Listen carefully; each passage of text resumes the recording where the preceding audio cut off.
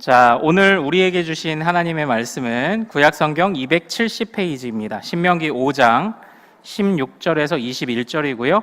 오늘은 특별히 우리 유초동부 심주현 김아린 어린이가 우리를 대표해서 성경 봉독해 주시겠습니다. 자, 우리 성도님들은 구약성경 270페이지 신명기 5장 16절에서 21절을 성경을 찾아 마음으로 같이 읽어주시면 되겠습니다.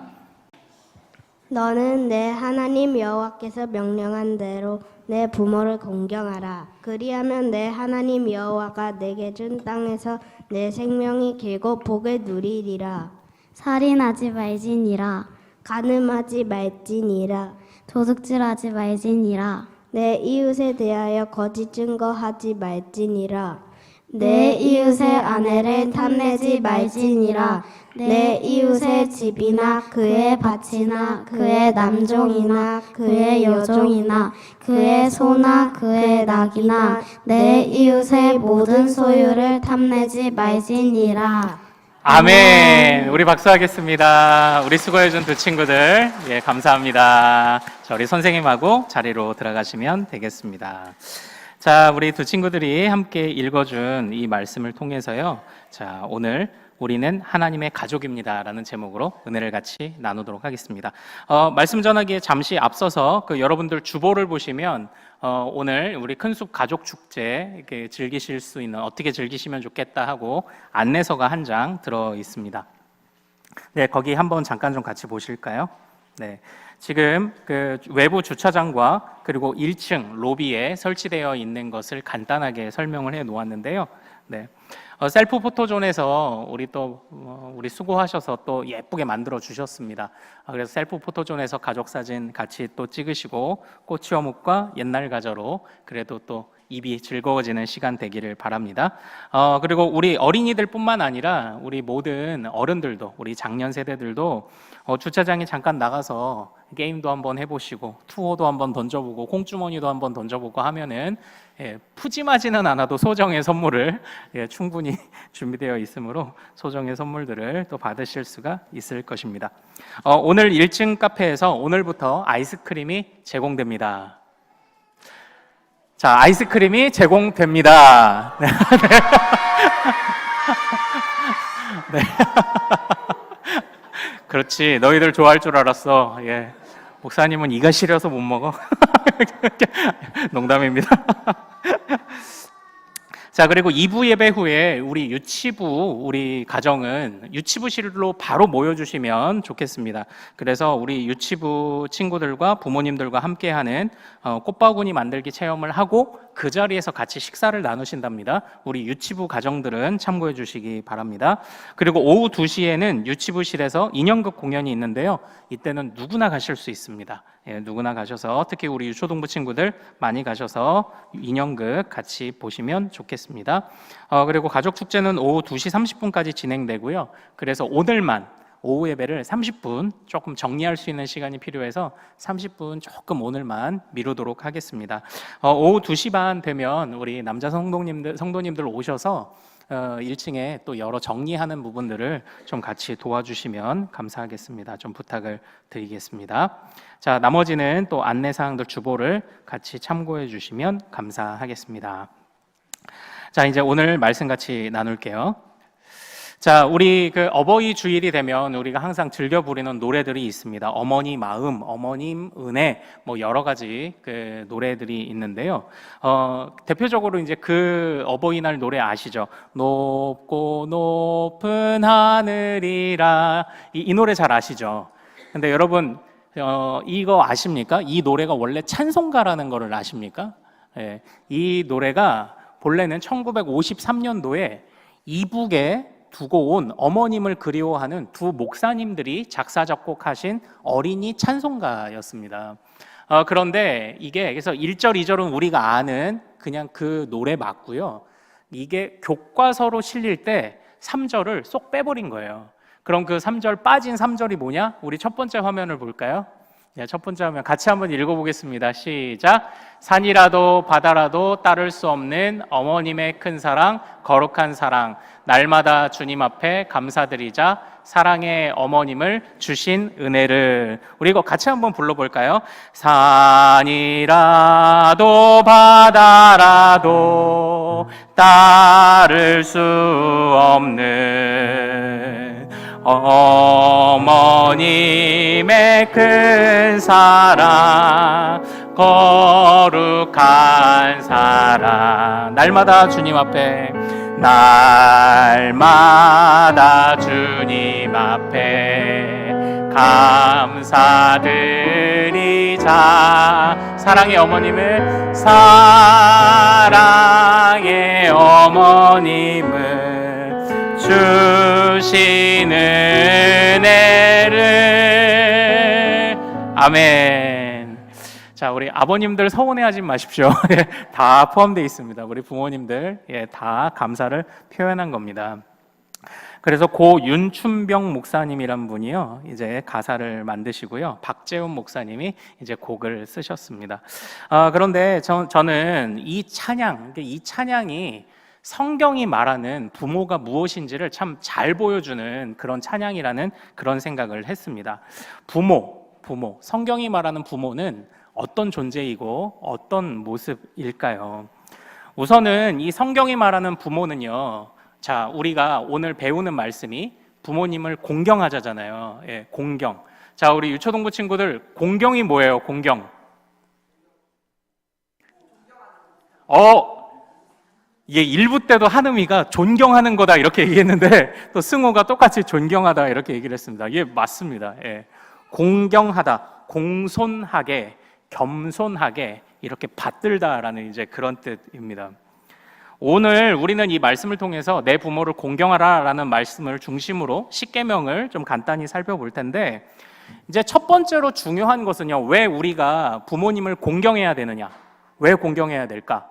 기본적으로 하나님이 우리 부모님을 주셨다는 겁니다. 하나님은요, 무언가를 행하실 때 이유가 다 있어요. 그리고 그 이유는 아주 기쁘고 선하고 좋은 이유들만 가지고 계십니다. 그래서 부모님을 우리에게 주실 때는 하나님의 가장 기쁘고 선한 계획이 그 안에 담겨 있는 거예요. 그래서 하나님이 부모님을 주셨다라는 것만으로도 사실 우리는 부모님들을 공경하고 존경하고 사랑해야 하는 이유가 분명합니다.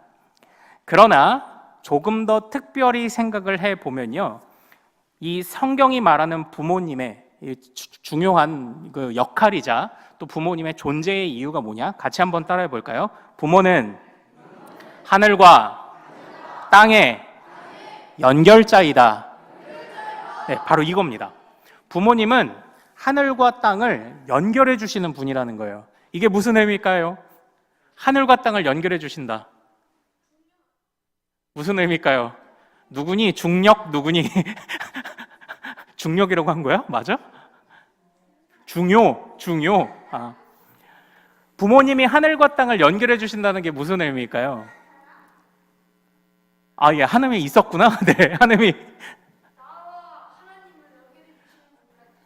예, 맞습니다. 예, 우리 다음 화면 한번 볼까요?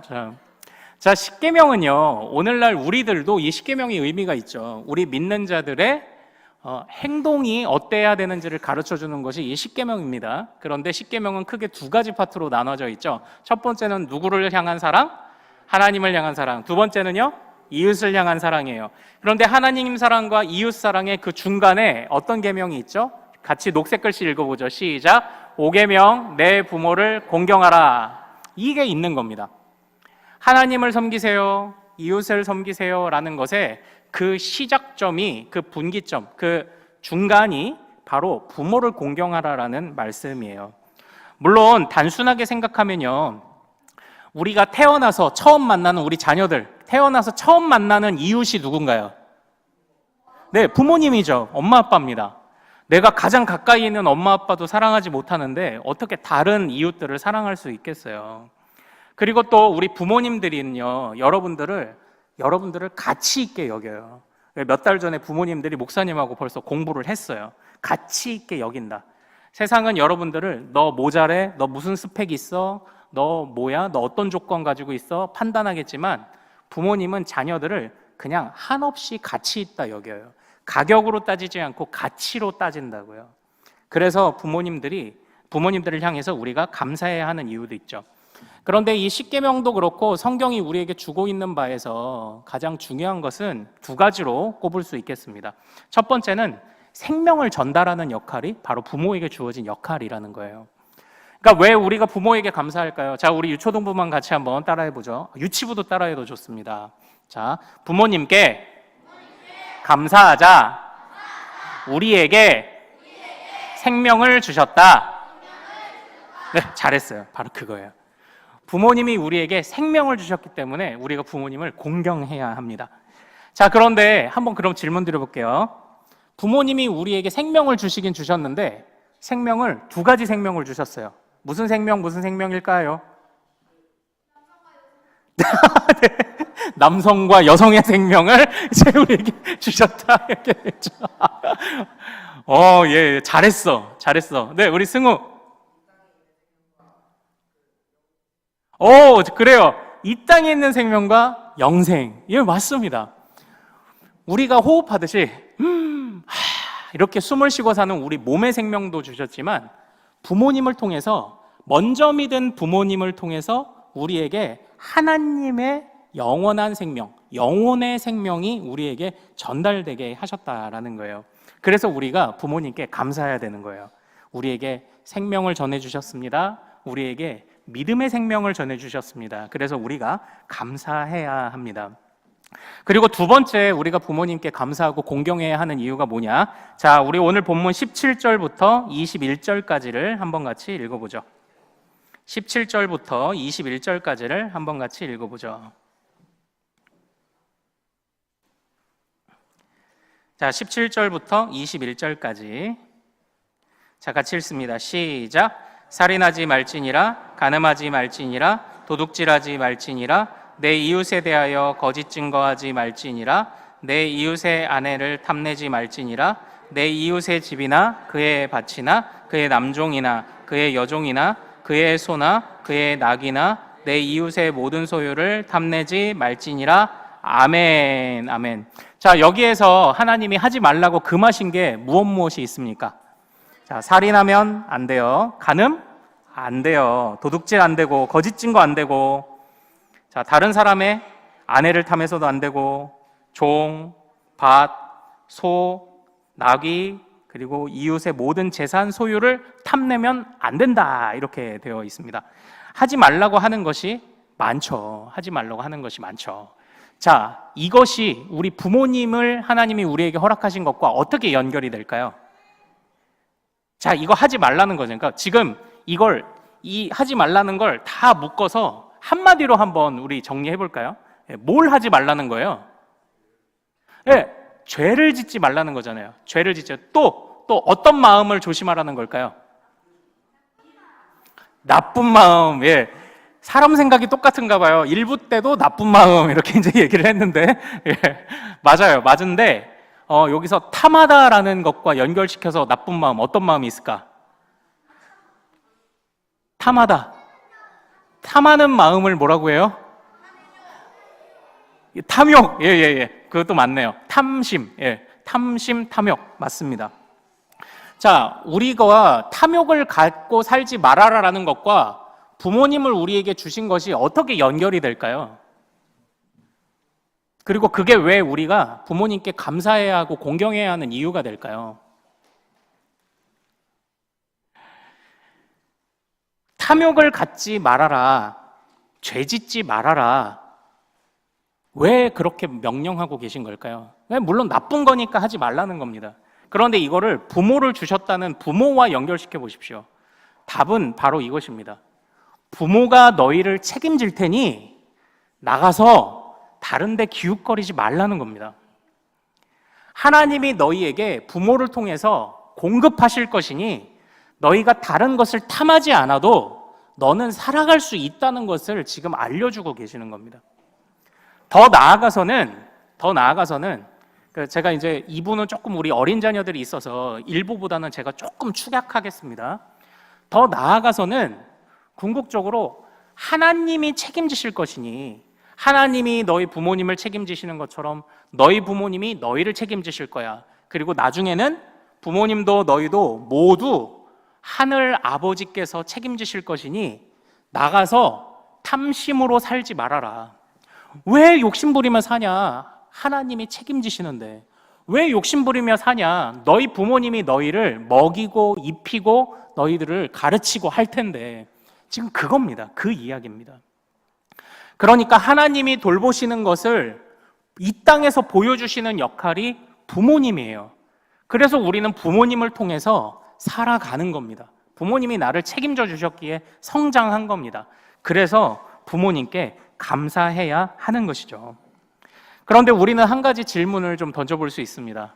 아니, 우리 부모님이 나에게 이 몸의 생명은 주셨는데 사실 나에게 믿음도 안 주셨고 영혼의 생명도 안 주셨어요. 이렇게 말할 수가 있죠. 그리고 우리 부모님은 뭐 믿는 부모님이든 아니든 어쨌든 나한테 그렇게 좋은 부모님이 되지 못했던 것 같습니다 라고 이렇게 생각할 수도 있습니다. 그럴 때는 우리는 어떻게 해야 될까요? 그럴 때 잠깐만 살짝 이렇게 한 발을 좀 내서, 저는 여기에서요, 참 그러니까 우리가 안 믿는 부모님도 몸의 생명은 줄 수 있어요. 안 믿는 부모님도. 그런데 우리가 가진 하나님이 주신 영생, 영원한 생명은 아무나 못 줘요. 여기에서 저는 무엇이 더 귀중한 것인가가 드러나고 있다고 생각을 합니다. 물론 우리의 몸의 생명도 중요해요. 그러나 이 몸의 생명은 안 믿는 자도 누구나 줄 수 있어. 이거는 맘만 먹으면 줄 수 있어요. 그러나 우리의 영적인 생명은, 영혼의 생명은 아무나 못 줘요. 하나님을 먼저 알았던 부모님 아니면 이거를 줄 수가 없는 거예요. 자, 그러므로 둘 다 물론 귀하지만 모두가 할 수 있는, 모두가 줄 수 있는 생명이 더 중요할까요? 아니면은 아무나 함부로 줄 수 없는 생명이 더 중요할까요? 아무나 함부로 줄 수 없는 우리 영혼의 생명이 참 얼마나 귀한지를 한번 좀 생각을 해보게 됩니다. 그런 차원에서 우리 부모님들은 중요한 숙제를 갖는 겁니다. 중요한 숙제를 가져요. 나는 우리 자녀들을 하나님과 잘 연결시키고 있는가? 나는 우리 자녀들을 잘 책임지고 있는가? 이걸 생각해야 됩니다. 물론 부족한 부모님이 있을 수 있고요. 또 반대로 부족한 자녀들이 있을 수 있습니다. 그럴 땐 어떻게 할까요? 그럴 땐, 자, 목사님이 퀴즈를 하나 낼 테니까 한번 보세요. 자, 다음 화면으로 한번 보죠. 자, 가족 안에서 위, 아래, 옆에 등 어디라도 전달될 수 있는 마음이 뭘까요? 예, 우리도 오늘 또 박성길 어린이께서 맞춰주셨어요. 또 오늘 감사합니다. 예, 감사합니다. 항상 우리 잘 반응을 해주셔서 다음 화면 한번 볼까요? 답이 뭡니까? 사랑입니다. 사랑. 예, 사랑이에요. 보통 가족은요, 이 생명이 위에서부터 아래로, 믿음이 위에서부터 아래로 흘러오는 것이 사실 일반적입니다. 그러나 그렇지 않은 가정도 있습니다. 그렇지 않은 가정도 있어요. 그래서 하나님이 가족에게 무엇을 주셨습니까? 사랑을 주셨죠. 사랑을 가장 먼저 누릴 수 있고 가장 먼저 받은 공동체가 어딘가요? 가족이었잖아요. 가족. 그래서 우리가 하나님이 세우신 부모님을 통해 생명도, 또 그 부모님을 통해 믿음도 받아야 하지만 혹시라도 그러지 못했다면 우리에게 허락하신 사랑을 통해서 이 사랑을 우리가 위로도 흘려보낼 수 있어야 합니다. 우리 이 사랑을 위로도 흘려보내면 그래도 언젠가는 우리 부모님도 우리들도 같이 단단해지고 같이 자라서 서로 사랑을 아주 기쁘게 주고받는 그런 가족들이 될 수 있지 않을까요? 그래서 부모님들은 중요한 역할을 갖습니다. 또 우리 자녀들은 감사해야 합니다. 생명을 주셨고, 그리고 영적인 생명도 전해주셨고, 하나님과 우리를 연결시켜 주셔서 감사합니다. 그러나 그러지 못한 부모님이라도, 그러지 못한 자녀라 할지라도 우리 안에 하나님이 허락하신 사랑으로, 우리가 이 사랑으로 서로를 생각하고 위하며 가정을 잘 갖고 간다면 우리 모든 가족들이 정말 행복하게 살아갈 수 있을 거예요. 자, 이제 제가 이제 마지막 이야기만 좀 드리고 마치려고 하는데요. 자, 그러면 핵심은 어쨌든 하나님을 잘 섬기며 가족이 서로 사랑해야 합니다. 부모님은 자녀를, 자녀가 부모님을. 어떻게 하면은 사랑을 잘하는 걸까요? 사랑을 어떻게 하면 좋을까요? 가족 안에서 어떻게 하는 사랑이 정말 잘하는 사랑일까요? 자, 우리 유초등부 한번 생각해 보시죠.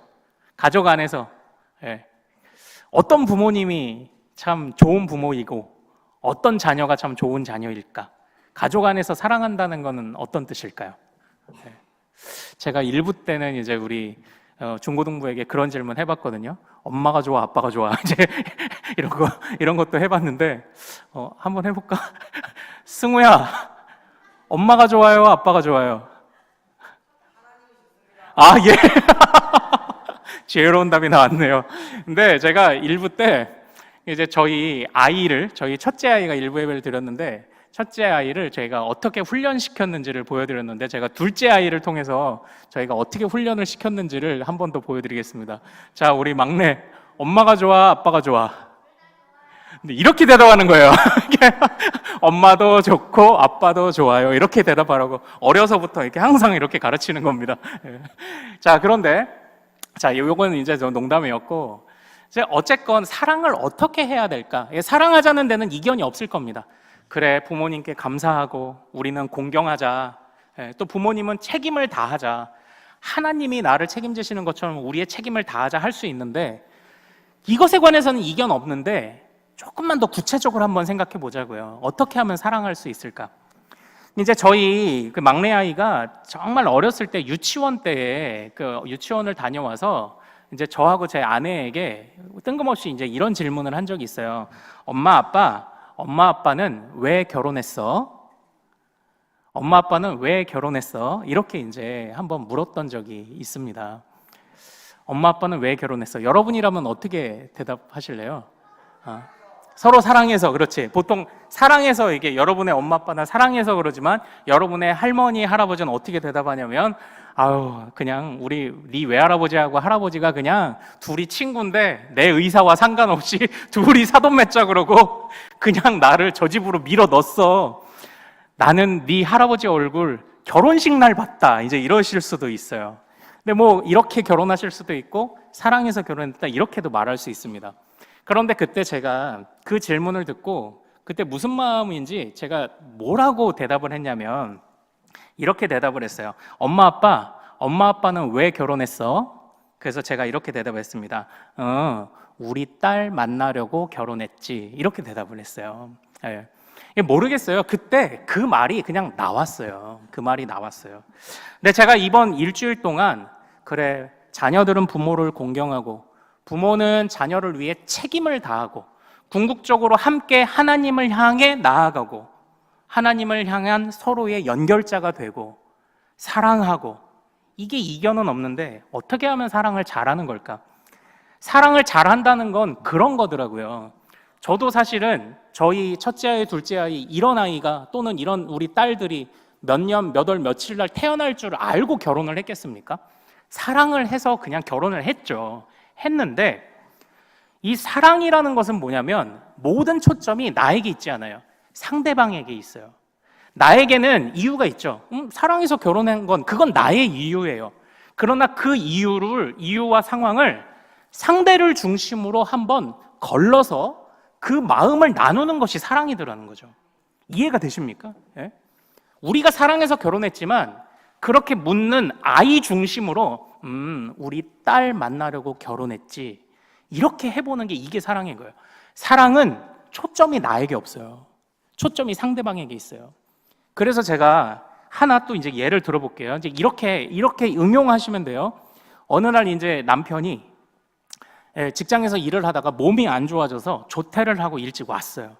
조퇴를 하고 일찍 왔는데 그때에 아내가 이렇게 묻죠. 아니, 올 시간이 아닌데 왜 이렇게 일찍 왔어요? 라고 말하면은 우리 남편들은 뭐라고 대답하시겠습니까? 내 지금 얼굴 보면 몰라? 이제 이렇게 하실 거예요? 얼굴 보면 몰라? 이렇게 하실 거예요? 아니, 뭐 내가 좀 일찍 왔기로 서니 뭐 이렇게 하실 거예요? 아닙니다. 사랑은 초점이 나에게 있지 않아요. 내가 아파서 일찍 왔지만 나에게 있지 않고 상대방에게 있어요. 상대방에게 초점을 맞춰서 대답해 보면 어떻게 해볼 수 있을까요? 내가 아파서 조퇴했는데, 예. 누구 일부 예배 드렸니? 예, 비슷합니다. 넌 잘할 것 같다, 야. 이렇게 대답해 보는 겁니다. 당신 보고 싶어서 일찍 왔지. 그런데 몸이 조금 안 좋네. 조금만 쉴게. 내가 아파서 내 이유로 왔어요. 내 이유를 가지고 왔습니다. 그러나 모든 초점을 상대에게 맞춰주는 거죠. 보면 몰라? 나 아픈 거 얼굴 보면 몰라? 라고 할 수 있지만, 그러나 그 상황조차도 사랑의 도구로 쓰는 거죠. 모든 상황을. 예. 엄마 아빠는 왜 결혼했어? 사랑해서 결혼했지. 그러나 그건 우리의 이유고, 이 아이에게 초점을 맞춘 이유, 우리 딸 만나려고 결혼했지. 여보 왜 일찍 왔어? 당신 보고 싶어서 왔지. 근데 몸이 좀 안 좋아서 쉬고 싶네. 초점이 어디에 있어요? 나에게 있지 않아요. 상대에게 있어요. 이게 사랑이죠. 이게 사랑이죠. 왜 그렇습니까? 주님이 우리를 그렇게 사랑하셨기 때문이죠. 주님이 우리를 초점을 맞추어 사랑해 주셨기 때문이죠. 이 잔을 피하고 싶었지만 우리에게 초점을 맞추어 우리를 불쌍히 여기셔서 그 십자가를 지셨죠. 바로 우리에게 초점을 맞추어 주신 그 마음, 그게 사랑 아닙니까? 우리도 그런 사랑을 하는 겁니다. 제가요, 지금 그 애플이라는 데서 나오는 아이패드를 쓰고 있는데요. 그 얼마 전부터 이 아이패드 프로그램이 한번 이렇게 업데이트 갱신이 되면서 독특한 일이 벌어지고 있습니다. 사도신경을 할 때마다 우리 뭐 핸드폰 보면은 하이 빅스비 이러면 핸드폰이 이렇게 인공지능이 탁 켜지잖아요. 예, 하이 빅스비 이렇게 하면 뭐 켜지기도 하고, 오케이 구글 하면 켜지기도 하고. 그럼 지금 켜진 사람들이 있죠. 제가 이거 말해가지고. 예. 그럼 애플은 뭐라고 부를까요? 인공지능을? 예, 시리아 이렇게 부르죠. 제가 자꾸 그 주기도문을 암송할 때마다 이 인공지능 시리가 켜져요. 왜 켜지는지 아십니까? 저리로서 심판하러 오시리라 이러면은 약간 시리가 켜져 자꾸. 이게 지금도 켜져가지고 막 돌아가요. 근데 이게 지금 와이파이가 연결 안 돼서 안 돌아가고 있는데, 그 얼마 전에 미국의 한 유명한 존 파이퍼라는 목사님이 챗 GPT라는 인공지능을 통해서 기도문을 하나 작성해 오셨습니다. 그 기도문을 작성할 때 D.A. 카슨이라는 학자의 신학적 입장을 바탕으로 하나님께 영광이 되며 모든 찬송을 올려드리는 30초짜리 설교문을 써줘라고 얘기하고 그 설교문을 읽어줬는데, 이건 이렇게 아름다운 기도문이 세상에 없어요. 챗 GPT가 제대로 써줘요. 그런데 그걸 들으면서 우리는 감동할 수도 있지만, 그때 이 존 파이퍼 목사님이 이렇게 말씀하십니다. 이 백성이 입술로는 나를 공경하되 마음은 내게서 멀도다. 그러니까 겉으로 화려함이 전부가 아니라고 말을 하고 있는 겁니다. 지금 우리가 이렇게 발전되고 있는 이런 시대 속에서 결국 존 파이퍼 목사님이 말씀하신 것이 뭐냐? 사랑이에요. 사랑. 우리가 이 발전하는 시대 가운데 부모가 자식들을 책임진다고 할 때 우리는 대부분 무슨 생각을 합니까? 아파트 한 채 정도는 좀 해주고 싶고 공부도 좀 잘 가르치고 싶고 그러잖아요. 여러분들, 우리 자녀들의 시대는요, 이미 우리보다 훨씬 뛰어난 인공지능을 통해서 학습도 지식도 다 가져요. 그럼 우리 부모가 인공지능이 줄 수 없는 걸 자식에게 줘야 돼요. 그게 뭘까요? 사랑이에요. 그게 사랑입니다. 예. 또 우리 부모님도 마음이 외로울 때 그 들으면 좋은 노래 추천해줘 이래도 요즘 막 다 나오잖아요. 그런데 우리 자녀들은 그것보다 뛰어넘는 거를 우리 부모님에게 줄 수 있죠. 그게 뭔가요?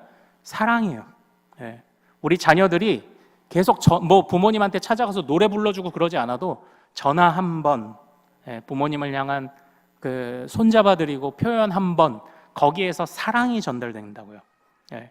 그만큼 사랑이 더 중요한 그런 시대가 되었습니다. 그래서요, 이제 정말 마무리할게요. 자, 우리 다음 화면 한번 보고 이제 마무리하죠. 자, 여기 라면이 있습니다. 겨우 라면이 있습니다. 700원짜리 1000원짜리 라면이 있습니다. 그런데 한쪽 라면은 어떻게 됐습니까? 왼쪽 라면은 다 불어 터졌어요. 그런데 오른쪽 라면은 어떻습니까? 야채만 있어. 야, 먹음직스럽다라고 이렇게 야 저기 동물성 단백질 안 보이니? 동물성 단백질 뭐야? 계란, 달걀 이렇게 있죠. 예. 자, 우리 어린이들 계란이 다른 말로 뭐게? 달걀이 다른 말로 뭐게? 에그가 다른 말로 뭐게? 다갈. 모르지? 목사님은 옛날 사람이라 안다. 자, 이게 700원짜리 겨우 라면이에요. 근데 저것도 조금만 신경 쓰면 요리 같아 보이죠? 예. 똑같은 라면인데 별것 아닌 건데 조금만 신경을 쓰니까 굉장히 저기서 엄마의 사랑이 느껴지고 먹음직스럽고 굉장히 달라 보이지 않습니까? 우리 가정이요. 그랬으면 좋겠어요. 우리 가정이 그냥 매일 하는 일상생활을 그냥 하는데 그냥 똑같은 일상생활을 하지만 그러나 그 속에서도요. 조금만 신경 쓰면 우리가 진짜 사랑의 진심인 명품 가정이 될 수 있어요. 사랑의 진심인. 마땅히 자녀는 부모를 공경해야 돼요. 마땅히 부모는 자녀를 책임져야 해요. 그러나 그러지 못하는 서로의 부족함들이 느낄 때가 많습니다. 그때 우리가 무엇을 해야 돼요? 사랑을 해야 되는 거예요. 그때 사랑은 누구 중심이요? 내가 아니에요. 초점이 상대방에게 있습니다. 주님이 그러셨던 것처럼 이런 마음을 나누며 우리 모든 가족들이, 모든 가정이 정말 행복한 가정, 사랑의 진심이고 명품, 믿음의 명품인 가정들이 되시기를 소망합니다. 자, 우리 찬양 같이 찬양하고 좀 기도할까요? 여기에 모인 우리 1절과 3절 같이 찬양하죠. 여기에 모인 우리 주의 은총 받은 자여라.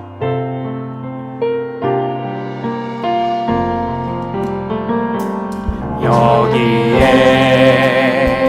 모인 우리 주의 은총 받은 자여라. 주의 은총 받은 자여라. 주께서 이 자리에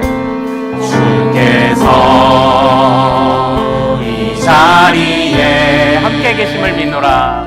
함께 계심을 아노라. 언제나 주님만을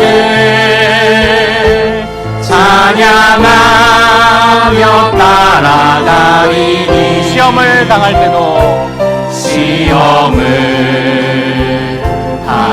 때도 함께 계심을 믿노라. 함께 계심을 믿노라. 이 믿음 더욱 굳세라. 이 믿음 더욱 굳세라. 주가 지켜주신다. 어두운 밤에도 주의 밝은 빛 인도하여 주. 여기에 모인 우리 사랑받는 주의 자녀라. 여기에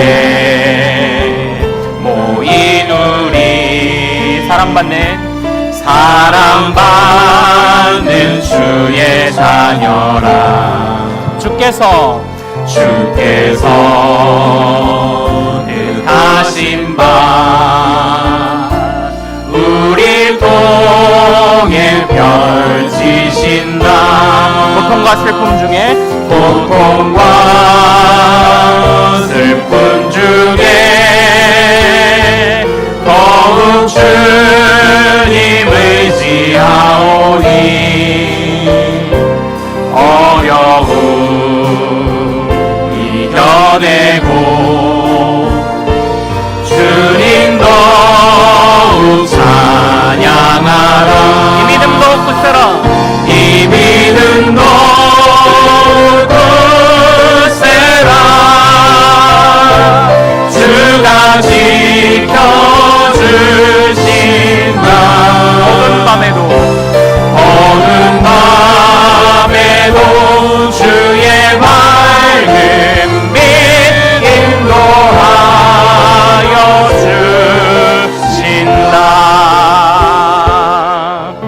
사랑하는 여러분, 우리 이 시간 같이 기도하기를 원합니다. 우리 자녀들은 부모님을 위해 기도해 주세요. 우리 부모님들을 더 사랑하고 공경하고 감사할 수 있게 해주시고, 우리 부모님들이 나에게 전달해 주신 생명과 나에게 전해주신 믿음을 가장 소중한 보물로 여기도록 도와주세요. 또 우리 부모님들은 자녀들을 위해 기도해 주십시오. 하나님, 나에게 맡기신 이 자녀들을 하나님께로 잘 연결할 수 있는 부모가 되도록 주님 나를 도와 주옵소서. 그리고 우리 가정을 위해 기도해 주십시오. 우리 모든 가정들마다 정말 사랑이 위, 아래, 좌우, 옆 어디든지 사방으로 전천으로 사랑이 흘러갈 수 있도록 도와 주옵소서. 자, 우리 주여 이름 크게 한번 부르고 같이 기도합니다. 주여!